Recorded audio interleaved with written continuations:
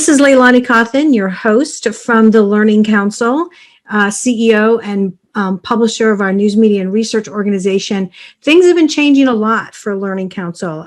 We've turned over some 75,000 in readership. And if you were already listening in, you heard Ashley and I talking about the fact that our good friend Kurt Madden has retired and gone on to do some other stuff now. And so that's happening all over the country. Lots of movement going on in education. It's sort of changing the guard. And we're seeing that even in the media industry. So it's an interesting time. Also in our research, we're seeing that. So we're happy to have a conversation here today about true personalization and security through identity management. This is near and dear to my heart.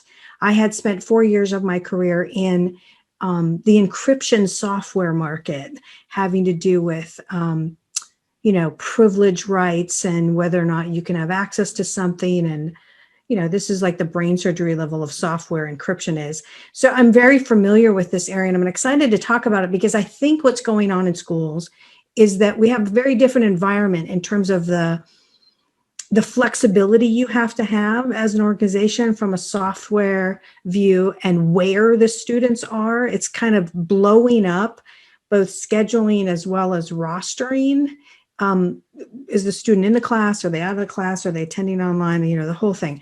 So I have with us today Brian Merrill, good friend, who's the educational technology analyst from Central Bucks School District in Pennsylvania. We also have Ashley Aouate. I hope I'm really saying that. Aouate. Okay, I got to pronounce the A part. Ashley Aouate, who's the data security specialist from Fresno Unified School District in California, and Carter Dunbar, who's the director of product marketing identity automation. Just checking and seeing if I have good friend Becky Landa arriving in from San Antonio Independent yet. Not yet. Maybe she's going to join us shortly. Hi, Carter. Hey, Lonnie, how's it going? Hey, pretty good. All right, so let me just overview our conversation for all of our listeners today. We want to talk about the work of identity management, like what's going on in schools now that you have thousands usually of types of software systems in play. What is the trend towards customization and why? And then what's happening with the rogue non-anonymized rosters that teachers are doing? They log all the 7-year-olds in their class into some rogue application that you don't know about in central management, and they're divulging 7-year-old contact information. And then what can robust security and ID management actually do for personalization? So I think the proper thing to do here is just make sure we say hello, Ashley, Brian, Carter, and then let everyone know kind of raise your hand, ask questions as we go along with this. This is a really important conversation from, like it says in the title of the event, security as well as identity management. But I'd like to sort of introduce it first from Carter's expertise for a few minutes here and have him talk about some things. And I prepped some things for you, Carter. We just did a white paper for identity automation. So that's available on our site. Identity infused education. And there's some data in there that came from this survey that I'm showing on the screen right now. This is who responded to the survey. And it basically showed that student online attendance, 35% of kids weren't showing up all during the pandemic. That's still going on. And students who sometimes have the wrong materials, this is a big deal in terms of management of your systems and rostering. 15% are ending up with the wrong materials. So you can't really learn anything if you don't have the right stuff. Students who can't easily navigate online systems, 34%. Students who have opted out now, 15%. Students that's on top of what we already had from attrition to other alternatives, right? So that's additional during the pandemic. Students who have achievement losses, 51%. This is national representative sample. Teachers who can't easily navigate and use online systems. This is despite all the training last summer and probably new training. It's going to go on this summer, still 30%. I think it's probably higher than that. Ability to easily personalize. This is where we get into the crux of this conversation with you, Carter. 47% saying they're unable to easily personalize. And that has a lot to do with what we're going to talk about today. And then being overly sidetracked into repetitive distribution and collection of assignments, resources, or communications, 40% of teachers. And then 74% feeling overwhelmed. So I want to come back to this, but I'm going to have you go first, Carter. Let's hear from you. What's happening in the identity scene nationally? I know you're working with a lot of states. Yeah, thanks, Lonnie. So, really, anybody who's not familiar with identity management as a practice, before COVID, it was essentially just seen as a cybersecurity luxury. It was a way to automate your operational processes to make sure that you had accounts provisioned, the right level of access, things like that. And from a security standpoint, whenever people were leaving your organization, they lost their privilege in their accounts. You didn't have orphan accounts sitting out there. And that's kind of just at a bare bones what identity management was. With COVID, it has really fast tracked and raised the profile and identity of what identity management can be and do. So when we've seen all of this technology get put into the instructional process and the virtual learning environments that have had to be built on the fly out there, whether it's rostering, SSO, LMSs, all of your different assessment tools, they have to have a certain foundation. And the districts that we've seen and the states that we've seen across the country that successfully were able to transition to COVID were ones that had a solid identity foundation, not just for authentication purposes, but Lonnie, to steal one of your terms, time and space has been warped because of the amount of movement that has had to happen, and it's non-traditional.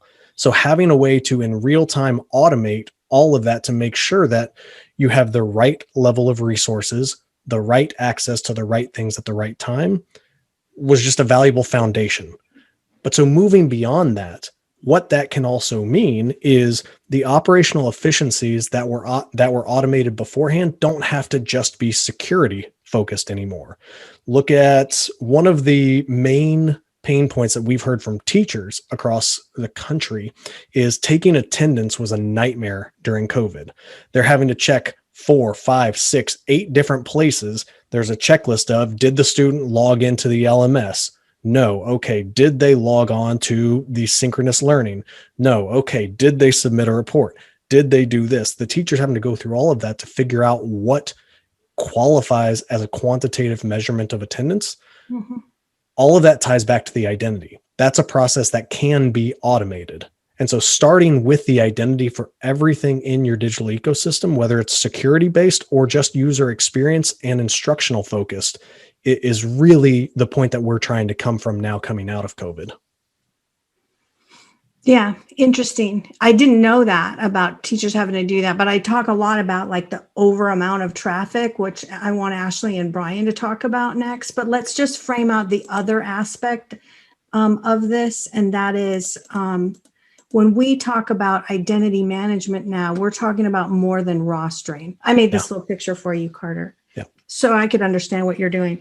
So real identity management goes beyond, and this is where the personalization comes in, right? Right. It goes beyond just like it's Greg and he's in this grade in that class.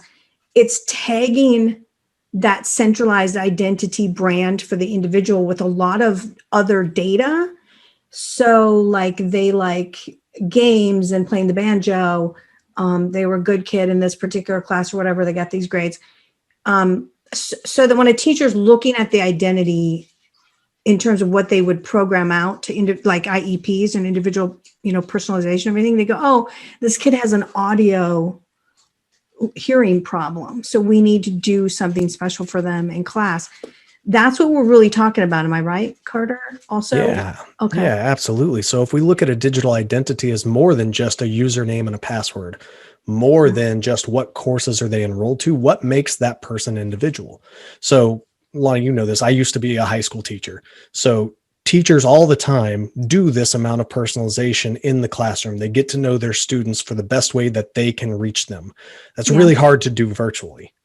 One story I like to tell is I taught sophomore level world history, and I had a kid who was totally disengaged, didn't care about it, wasn't really interested, but I knew he liked to play video games. And one day I asked him, hey, how come you didn't do the reading? And he said, I hate to read. And I said, okay. I brought a book the next day. It was Tom Clancy's Splinter Cell.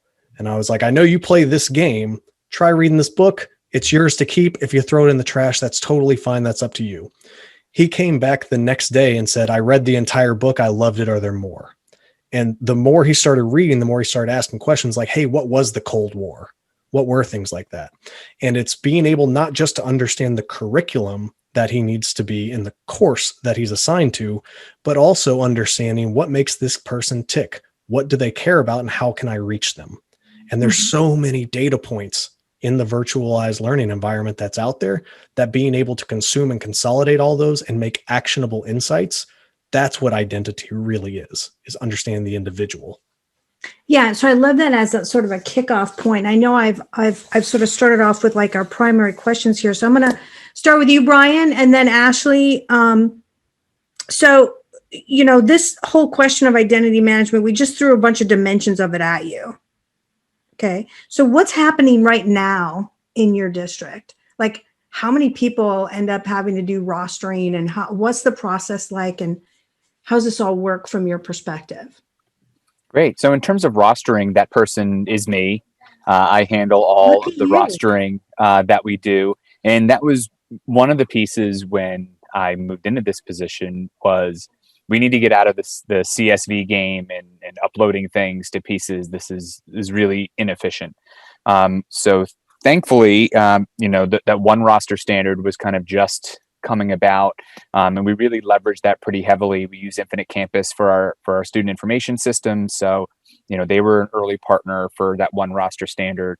So by leveraging that, Microsoft's school data sync tool and ClassLink have really been able to automate all of our rostering pieces. And now in our onboarding process, those are some of the questions that we give to our curriculum folks that as you're looking at new programs, here are the right words to use when you're talking to the vendor about how do they bring in rostering and really just trying to educate even people at the district level about the two pieces, both sign in and roster, that kind of make up the large portion of that identity piece. One, to get them to understand that they're different, because just because they're going to do the sign in this way doesn't mean that they have a solution for rostering, and to be able to look at that total picture. In terms of the other dimension, I think we do a decent job tracking some of those tags in our student information system, but I think that that's definitely an area of growth for us. I think we do a great job with an oral history at certainly the elementary level of here's who this student is, here's what they like, here's how you can gather buy-in. I don't know we do as good of a job at the secondary level where there isn't that teacher face-to-face because of the multiple class setup that comes with secondary. Cool. Okay. All right. So Ashley, what's your take on what's happening for you guys? So I'll take a couple steps back with the IDM process and that security piece. So at Fresno Unified, we actually have been doing account automation probably for the last decade. So we understood early on that is not something that an individual staff member should be paying attention and trying to do. And so our students actually get an account as soon as they're enrolled in our student information system. And additionally, our staff, they get their accounts whenever they are hired on and brought into our HRMS system.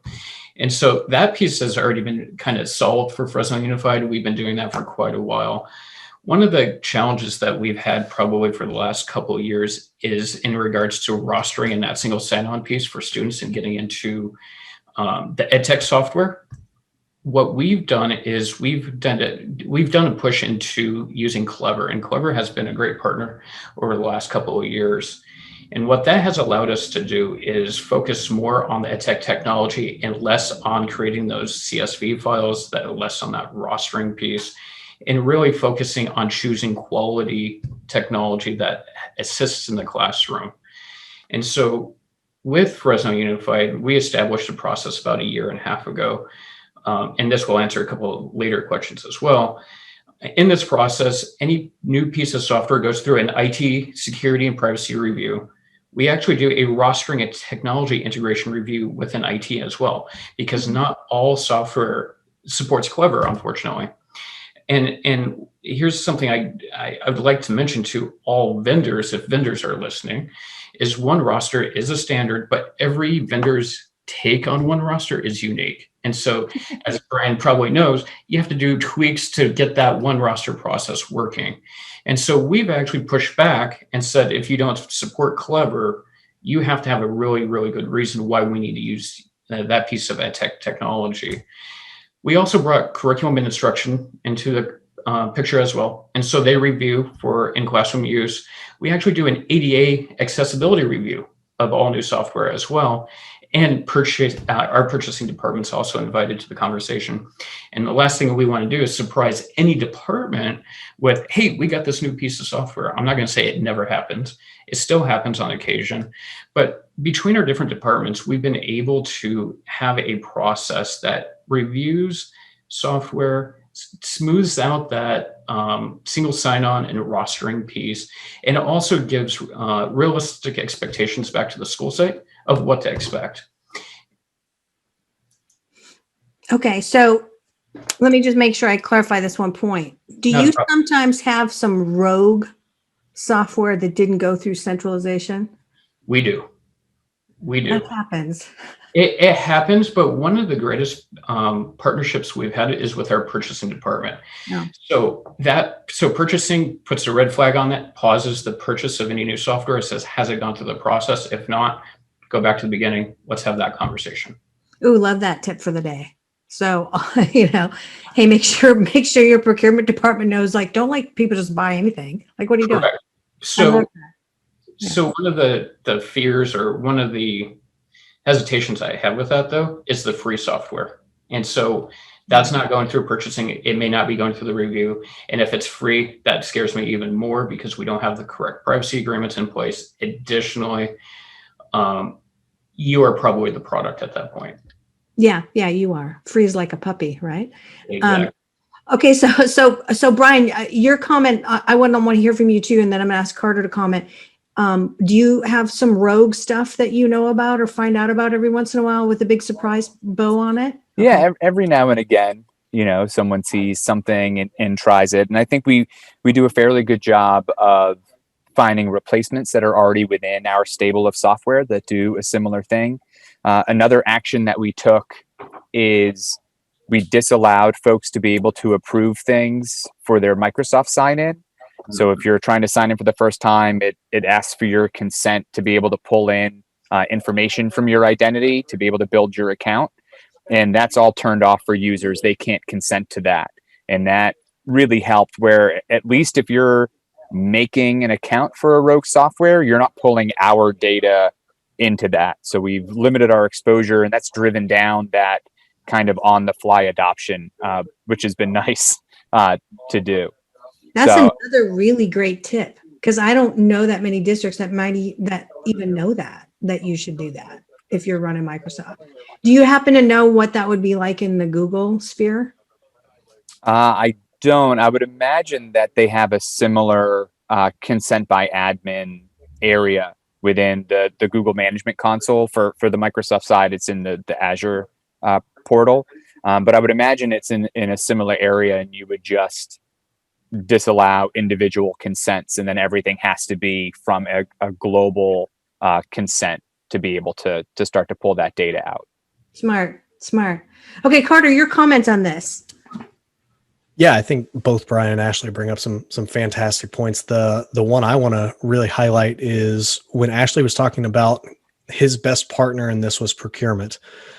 What I've seen over the past decade or so is the fatal mistake that a lot of districts make when it comes to identity and really technology in general is thinking of it as an IT project. Really, it's an enterprise-wide partnership that has to happen. So you guys talked about CNI being included in the decision-making process. Procurement is there, leadership is there, IT is obviously there. But the districts that we've seen that have struggled a lot are the ones who want to put something in from a provisioning, an SSO, from a rostering perspective that is IT focused because it meets the security standards that they're looking for, without taking any of the other stakeholders into consideration, And that changes processes with your SIS team, with your HR team, with your ed tech stack, your teachers, your students. They may now have a worse user experience because it is more secure. But really looking at it from a business-wide or a district-wide type venture and reaching across the aisle to all of the other departments to make sure everybody understands the why behind it, the impact behind it, and bring everybody into the fold, but still have that be technology-led. Because at the end of the day, IT should be the one driving technology decisions with informed stakeholders from the other departments. Mm-hmm.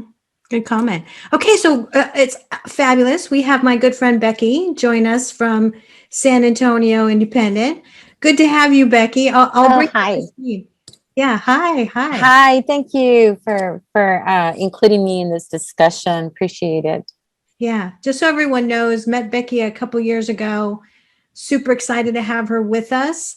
Really one of the most sophisticated enterprises for ed tech that I know of, Becky has. I mean, not that Brian's and Ashley's aren't equally as sophisticated, but pretty big district you're running there, Becky. So let me bring you up to speed. So identity management more than just single sign-on, but being aware that people out there, teacher level, might have rogue stuff going on where they're logging kids in and they're independent rostering.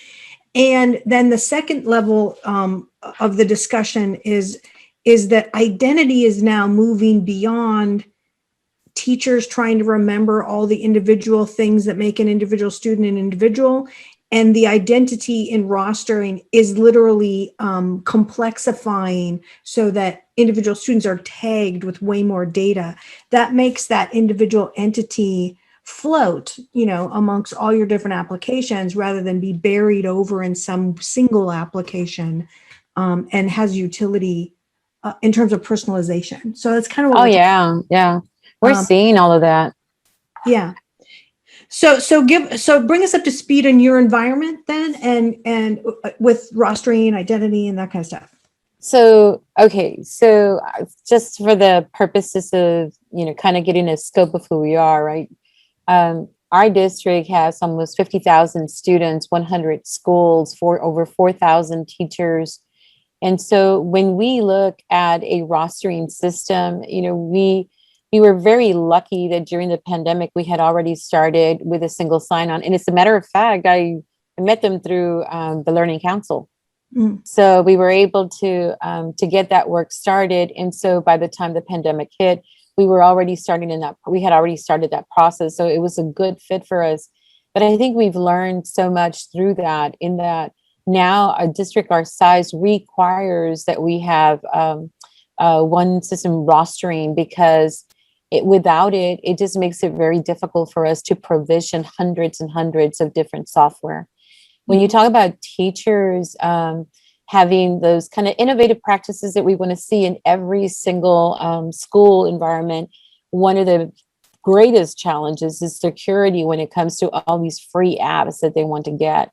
And so about almost really about a year and a half ago, we revamped the way that we looked at software. And so we have a very strict way in which we approve software. Even if it's a free software, you have to be able to have securities about how we use our data for students. Teachers are not allowed. It's now one of our regulations. They are not allowed to just open up some free software and start loading them up with student information. We just don't do that anymore. But it was a challenge. I mean, we took down about over 1,000 different pieces of software. We're back up to about 500 of them. But with those, we have what we call vendor agreements.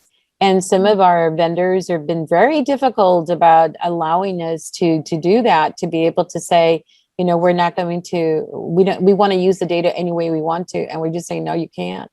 I think the other large challenge, and I think you guys have already discussed a little bit, has to do with how these systems, when you push data in and out, like we still at our district, we changed our SIS. We're changing our ERP. We're changing a whole bunch of stuff, but we're doing that in order for us to really regulate what type of information is really landing in each of the systems, and not allow the free flow of lots of different information. And so we still have the use of a data warehouse that really controls the authentication, so that these systems are not just kind of rogue, that they're not set up and everything is just kind of moving in and seamlessly getting data that really is not necessary for certain products. I will say that especially through a pandemic, the need for access to all sorts of data at the most minute level was such a critical piece for us that all of us now value data in a different way, but you still have to provide those protections. I think where we're going to see the next level of it is, how do you get, so just as a simplistic piece, let's say I'm using a digital portfolio, a learning management system, and now I have allowed access for the parent into the platform.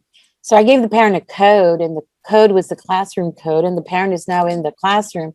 But what happens when that guardian is now sending messages that are maybe inappropriate? How do I shut them down? We're starting to see things that we've not experienced before. And it's, maybe just one case, but the potential of how do you prevent anything that can be a security issue to be addressed in these large systems that don't always scale to customization, right? Customization requirements. And so we're moving and growing in security. I think one of the biggest barriers is probably when we do, from a security perspective, shut things down so much that it makes it impossible for a teacher to even get started.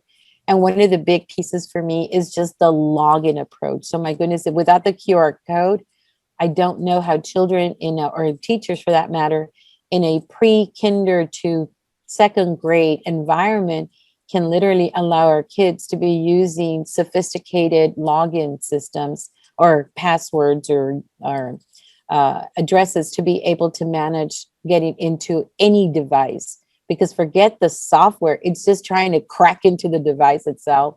So we've learned a lot, and I think we're going to continue to do that. But we're going to expect that vendors have the flexibility that we need. Yeah, I love that. And you just made my mind go to a whole nother set of questions I really want to ask now, but I'm going to withhold myself and come back around to all of you with the plans question, which is, we started talking about, and all three of you have mentioned that you're using an SSO now. And that has been sort of the trend, and obviously much needed in the last year for I think 5 years now to start in with, at least putting that in place. But the next level up above that is a sovereign identity, which means some of the data that you really want to tag the individual with is not locked in all these disparate places, but becomes part of the identity in the roster. That's sort of the next level up that Learning Counsel has been really interested in from a research perspective, because that would also allow much better IEP planning, the ability to ingest new students moving to your district from some other district, and then just sort of plot out what it is that they need, as well as give that student exactly the type of attention the teacher can look at a glance and go, oh, I need to do this, if they get new teachers in high school every year, right? So that's really where I want to go to next is what are your thoughts? I'm going to come back to you first, Brian, on that future and really true personalization, so that you really have that happening dynamically without, like Carter mentioned, teachers having to check 16 systems to sort of come to a conclusion about how to do their math lesson. Well, I think first, a lot of that information now would live in your student information system, right? Like that's where we're tagging a lot of that information, putting digital portfolio pieces. Where did that student leave off in terms of their reading level? In order for that to start to move around, kind of to Ashley's point, this, it's great that we have this one roster standard, and I think that's the beginning, but everybody's going to have to play one roster the same way, right? And currently they don't. right? So especially your example of that information coming in from another district, Mhm. now different student information systems also need to handle that standard in the same way, right? In order for that to be able to flow into that new system. So I think as long as we have a central place to it, right? Like if it can all live in the SIS, I think that's a good start, because I think as soon as you start tagging all these additional things, I think a FERPA concern comes to mind as well about that data then coming into another system where then the technicians of that system have access, and perhaps I've ad hoc added a teacher assistant to the class that's supposed to help with one student, and now they can see everybody. So I think that I have some FERPA concerns come to mind when we start talking about these tags traversing to everywhere else. But I think step one for that to begin to happen is that single standard needs to be really locked down, right? And not just the creation of it, but the implementation of it across different platforms. Yeah, like anonymizing columns of data. Yeah, and share. Yeah, I get it. Okay, so Ashley, what are your thoughts on that? So I agree with Brian. It really starts with the student information system. That should be the locus of all data kind of coming back into the district. We've started on projects over the last couple of years. One of the biggest pushes we've done is to modify our vendor contracts and agreements, saying that that's our data, give it back. And so that's something that's actually missing from a lot of vendors. They actually do not, I don't say they do not want to give it back, but they have not made it easy to actually do that process or an ETL where we can bring that data into a central place and process it. And we've made strides with a lot of our different vendors of creating either data lakes or different other technologies of bringing that data. And we're looking into how can we actually use that within our student information system. The other piece is actually, again, Brian made a great point of that data interoperability, really making that data useful and being able to exchange data freely, safely, legally with other agencies and organizations. This is interesting because I think what I just thought of as you were saying all that is that your data lake or your repository or your how you manage that core information is really actually who a school is now. You know, you're not just your brick and mortar. Right. Your brand identity is hinged on that question. How you manage the inflow, outflow, you know, the constant tide, so to speak, and river of information, really critical to your brand. Okay, so Becky, your thoughts on this same topic? I mean, I have to concur with both Brian and Ashley when it comes to that. I think that that's why districts like ours, you know, we've got the vendor agreement component, like we learned about that. It's like not anymore. And so every new large project that we get, we're expecting them to bring us to allow us to get the data. No more of this additional cost to come up with a report, to send you the data. I know it's got to be something that's completely upfront, but I think the standardization even there needs to be worked on because it becomes very complicated. And it's not just about students, it's about even faculty, you know, teacher records and things like that, and in professional development sites and things like that. But I think too that the complexities about when you talk about like outside agencies, like that and the whole FERPA component, that can be as internal as a learning management system and giving a substitute access to like a permanent substitute access to student records. So you have to limit what you can place out there. And you have to have those permissions that allow you to do that. It used to be different if you hired a permanent sub and they came in and they were working with papers and then submitted grades. Now they're in your grade book. And so I think those things are real challenges for schools. So I don't think we as a district are ever going to step away from being able to pull all sorts of data into a district repository and generating reports, because that's something that we're having to do, especially for outside agencies that are asking for information that under certain memos of understanding will say we have to provide it. And it could include family income levels, grades, you know, all sorts of information. Yeah. Your state agencies and Fed agencies are very demanding. Yeah. Well, interesting. Well, I want to go to Carter because Carter, I feel like all three speakers today have sort of touched on roles and permissions issues, which in my understanding, and I love all the SIS providers, but they're not as sophisticated as maybe things need to be for the future. Can you give me a little understanding on that? Sure. So the perspective I always like to keep is your SIS needs to be pristine with solid static data. So it is your source of truth for identities, for grades, for rosters, for all of that. And the things that you then put back into the SIS need to be finalized, formalized, and pristine as well. And for that reason, the SIS is a difficult place to have as that central locus of everything that's going on, because everything that's going on is so dynamic and it's changing and it's not always pristine. So if you look at it from the difference of like a formative assessment versus summative assessment, there's a lot of data going on in flight that is really, really useful in the moment in real time that probably doesn't need to go to a SIS ever. And what all three of them have touched on is data standardization needs to happen. So there are open standards that are out there. One roster is a fantastic example of that. IMS Global is doing incredible work. And Ashley has touched on this twice now.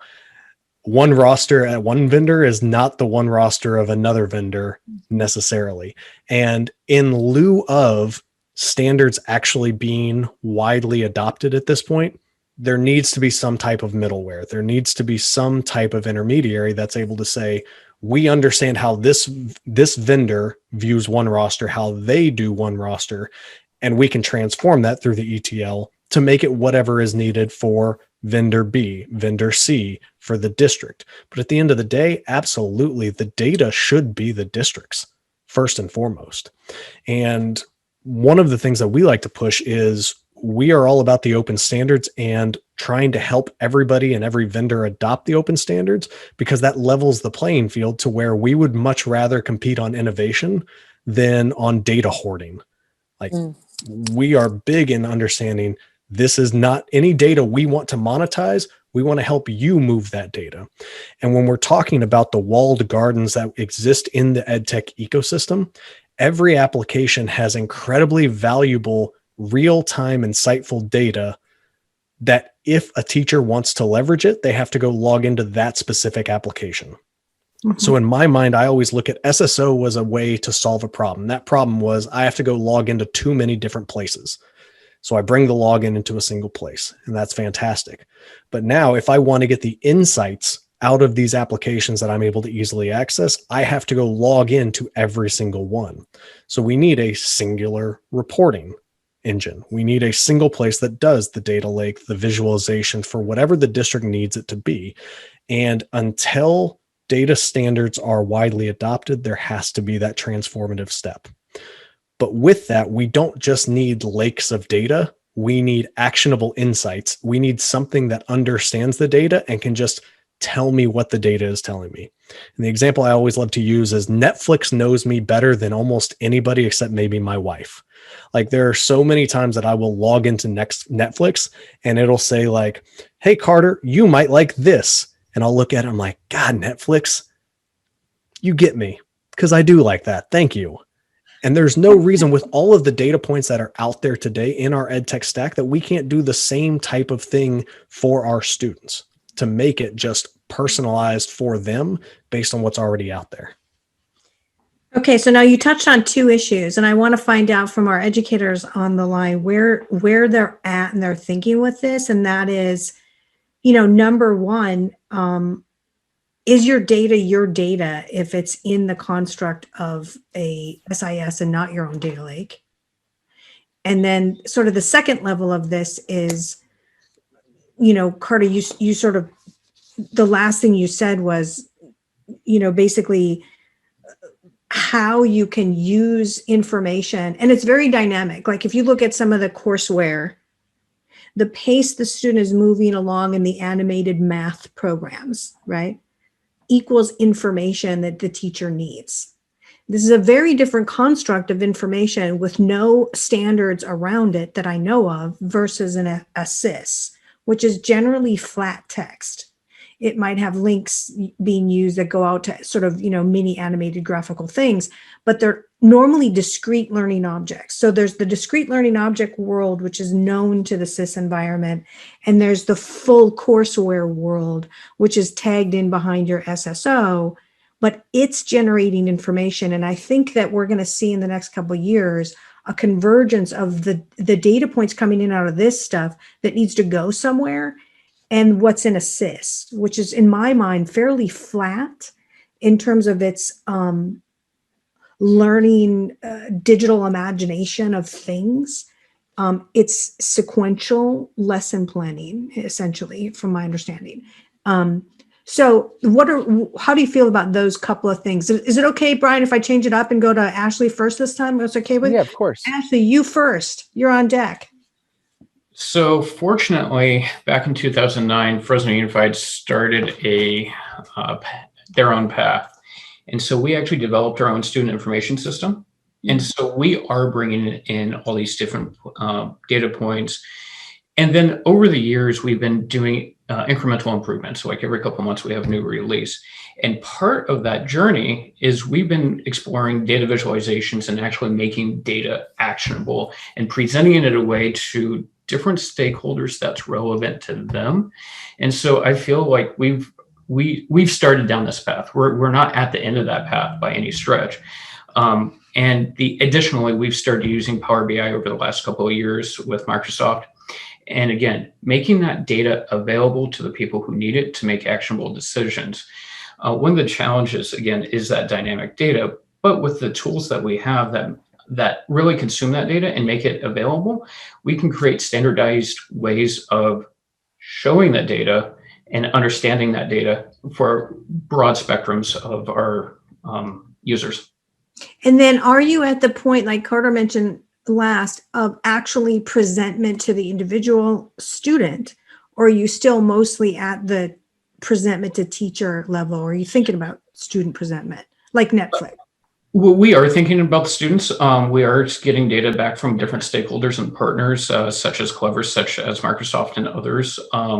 We're still exploring how to best display that for students, but we are working on ways of using that data for our teachers first, administrators at school sites, and superintendents, and just how can we make this data usable in a consistent way. That's the other piece, because when the data is so dynamic, coming from different vendors, coming from different areas, it's really that consistency that is key and matters as well. Yeah. And I think it's literally Mount Olympus to take on the courseware providers, because the dynamics of all that animation, and you got this math program wrong, so it whips out it uses its own recommendations engine to whip out another question or a variable. I don't even know how you pull that data in. So, okay. So Brian, what are your thoughts on these couple of things? Well, I think it's really interesting that you mentioned this animated curriculum piece in terms of mathematics.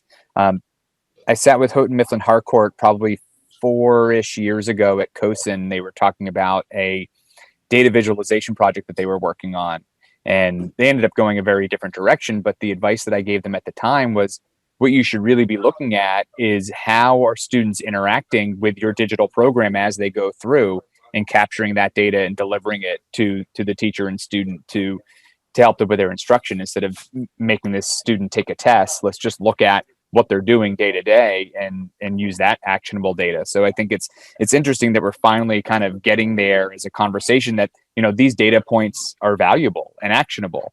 Are we there yet? No, and to your point, they're using their own recommendation engine. Who knows how they're even capturing those data points in terms of time spent, right versus wrong, but it's the capacity is there. And we're starting to see more vendors add these tags of progress and accomplishment. Seesaw just added it to their platform, I think 2 weeks ago. So I think we'll start to see more and more vendors do it. And now it's a question of how do we holistically capture this across platforms and bring it back. A really great example of this that we can look at, Microsoft's new reading progress project that's part of their Teams assignments. brings all of that data back into their insights piece that shows the graph of progress over time, will show you high frequency missed words automatically, right? Pulling in, using some AI to go through the student performance and deliver it right to the teacher. So I think that's a really great example of where we're heading and need to be heading.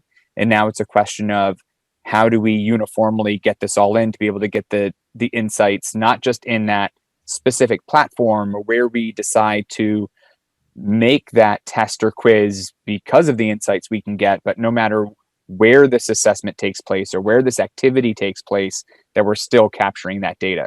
So I think it's really exciting and interesting to be able to move in that way. But I think we're still a ways off in terms of being able to make it happen across the board. I think we're getting these, and we didn't have this a couple years ago. These, I've been talking about this actionable data and looking at it for a couple years, and people kind of just look at me like I'm a little crazy, because I think this reading progress and the insights that Microsoft is putting out is the first time that I can really point to something and say, this is what I mean.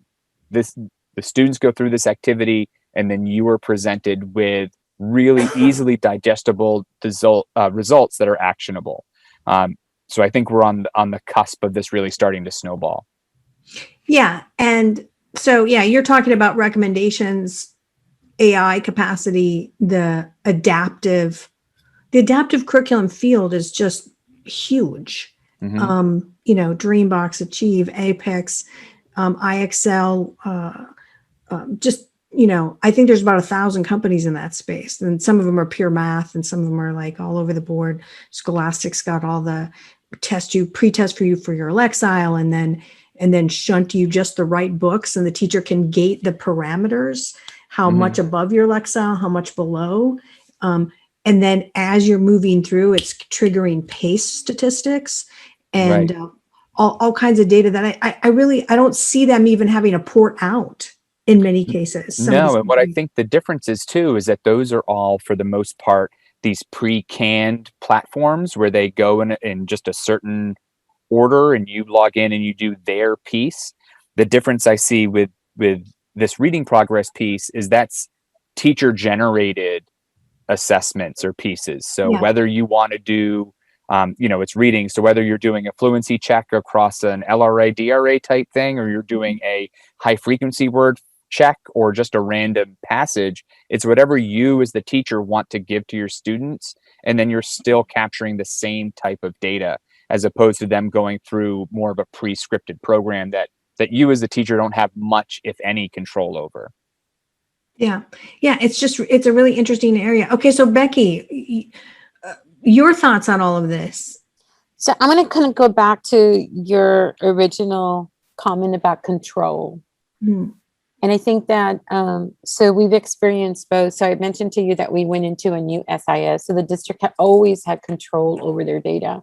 Mm-hmm. And when we ventured into the new SIS system, we're using Frontline, it was very difficult for us to think about someone else controlling our data. So if there were some issues that came about, whatever it was, error, or looking at thresholds of data going through another system, you go, hey, wait a minute, how do you control this?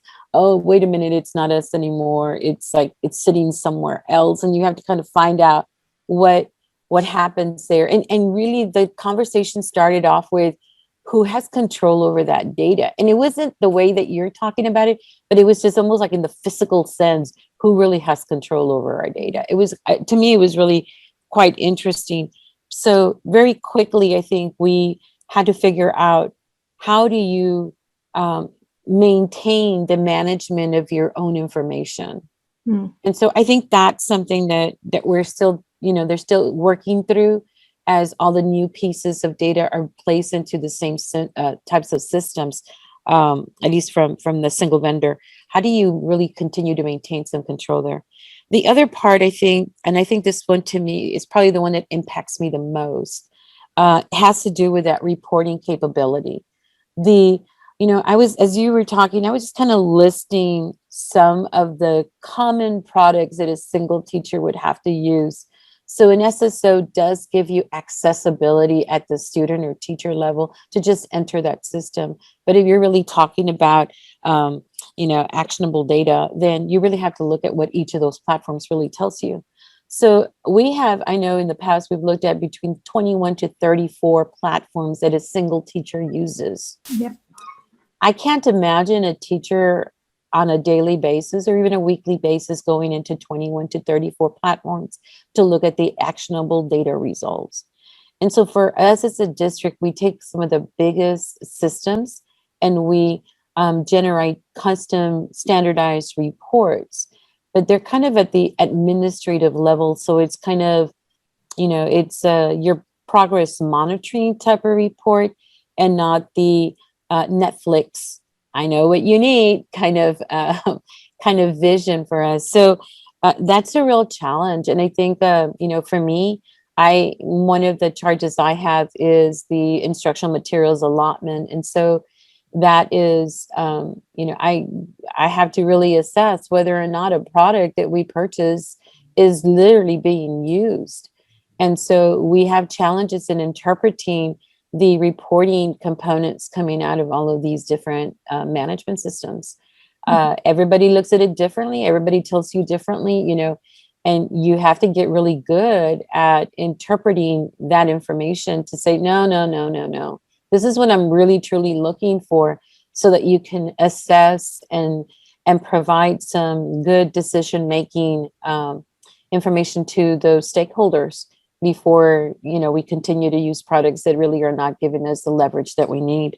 So I think that one, for me is really important. And at the granular level for a student is, which is the product, which is the reporting capability that you need to really make a difference in their learning outcomes. Yeah. Yeah. Because if you really understand and know, you've walked their path and all these different little programs and the PDFs the teacher assigned and the videos the teachers assigned and the assessments and the essays you wrote, if you really understood it all, then obviously you could ask the right next Socratic question, but you can't when you don't have the data. So I think that's what we're talking about today. So I want to take these last couple of minutes to invite questions, but also to say that I think one of the points of having this particular webinar is to bring up the points about what the outside commercial world is doing and what we think is coming to education, right? Like Carter, your example of Netflix, I always use Amazon. They know, right? They even will sneakily bring up stuff I was shopping for 6 months ago. Oh yeah. And bring it up again. Did you still want to buy this? They know things, and they know things at such a deep level that's scary. I know I'm afraid of my phone now and turn it off frequently because I said the word Disneyland. I wasn't on the phone. I was near the phone. And then the next time I was on the phone, looking at news feeds, Disneyland kept coming up, which is kind of scary. So, Ashley, you had a comment, so feel free. I do. And so that's one of the things we're starting to dig deeper into is that next frontier in machine learning and algorithmic decision making, and really seeing what governance is out there, what governance our vendors are using when they use these technologies, and what governance we should be putting on our vendors when they are using our data and these technologies together. And so, like you just mentioned with your phone, vendors are not as transparent as we want them to be. And so we've been asking a lot more poking and prodding questions when it comes to the technologies and how they're using our data, either using it with these new machine learning components, or if they're doing studies, if they're using our data with third parties, we want to be part of that conversation, or we do a complete opt-out of that piece, which a lot of districts don't realize that they can do. And so when we set our data privacy agreements, we are specific with this is to use your software, not for you to use our data. Yeah, that's exactly true. And I think that what we wanted to make as a final point here, and we only have a couple minutes left, is that just the Learning Council view of the model architecture, looking at all the types of things and having our dictionary definitions of all the happenings, actions, mechanisms, things going on inside all different types of learning software, is that there's a probability that the future is identity especially role management and the accumulation of identity tags, is an independent middleware. Only because all the pieces keep changing. I mean, just tell me if you use Microsoft that they don't try to sneakily run an update on you when you least expect it. Updates happen. And the SSO vendors just trying to keep up with broken links and things that don't work is a massive undertaking. I can't believe schools used to try to do this on their own. So I really think that the point of the conversation, and I'll ask for your final comments, is a structural one. Like, what are you going to look like in terms of the bricks, all the different bricks you have in place in the future? So thank you, Ashley, for that. If you want to make a final comment, Ashley, go ahead. Again, I think that coming to that common standard will help all districts and vendors alike really in that rostering piece and making that data usable either by our own systems, by their own, the vendor system, or some conglomeration of a different piece that we may not be thinking about today. Because there may be a third party that's invited to that conversation that may be able to use that data in a different way that we're talking about today. And as a district, we've approached data with, we are good stewards of that data, we protect that data, but we also need to make that data useful to the different stakeholders. Exactly. Thank you. Okay, Brian, final comments. I think, like Ashley's saying, you try to have those singular bricks in terms of who is able to move data around so that you can have greater control over where it's going and what's being done with it. Right. I think in the past, when we were uploading files and sending them all over, you had much less control over who gets what when. And I feel that now I can give people certain classes or even certain columns of that data to only have the things that they need. And I think even the fact that we're all paying more attention to this is a good thing. We had a vendor not too long ago. We were looking at a typing program and we looked at the permissions that it was asking for as it was pulling the user accounts in. And one of them was to be able to read the user's email. So we asked the vendor, like, why do you need this? And the response was, we're going to ask the business department and we'll get back to you. And we never heard from them again. So even, having that moment where you stop, have them sign the data privacy agreement, look at what exactly they're saying and doing, I think is going to have a net positive effect as we move into the future, with folks trying to have that all buttoned up before they even go to market. So they were dropping a thin client on that was actually sort of a spyware. Wow. Yeah. Okay. So Becky and then Carter. Yeah, well, you would see the same kind of experiences with us in terms of what we have found out, and so again, these things change so rapidly, and so we don't know what the new questions will be. To me, it's just, for me, what has surfaced is now the FERPA component when you entered into a remote environment, and so as we continue to support our schools for next year, and even as we think about what it has done to the work with students in high school, where they really are kind of looking forward to continue some of this remote environment instruction. And so how do all these permissions and these systems work to support them in a better way? And at the same time, protect their information, because that is just not just from our perspective, but even from their own perspective. So that's a challenge that we're seeing. And as we consolidate all of these systems and become part of a bigger enterprise, more comprehensive in nature, we still have to figure out how do we still maintain that level of control. And one of the ways that Brian just described is a huge one. What do you need and why do you need it? Right. Let's just get down to that basic kind of level as we entertain any kind of new system in our district. Right. And I would hate to be the person messing with any one of you three. So. Okay. So Carter, final comments. Yeah, I think going back to like the cybersecurity program, we've said for a couple of years now, like the traditional perimeter is dead.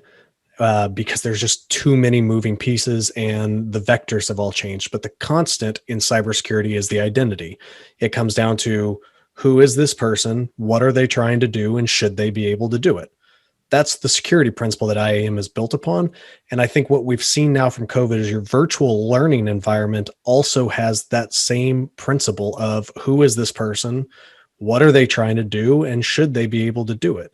And being able to use identity as the foundation, not only of your cybersecurity program, but also of your virtual learning approach, is the sustainable way to go. Identity is the constant, and it's what needs to be understood to be able to to be able to provide really the best experience possible for your users. Well said. Well said. Well, this has been really robust. I feel like we could have talked for like another hour and not really covered the whole breadth of this conversation. And I have a million other questions. I usually do. But I really want to thank all three of you, and you as well, Carter, Ashley, Brian, Becky. I think the world of all three of you. And I want to thank you once again for joining. Can't wait to get this out for our whole national audience. Thanks for being with us today, everyone. Until next time, goodbye for now.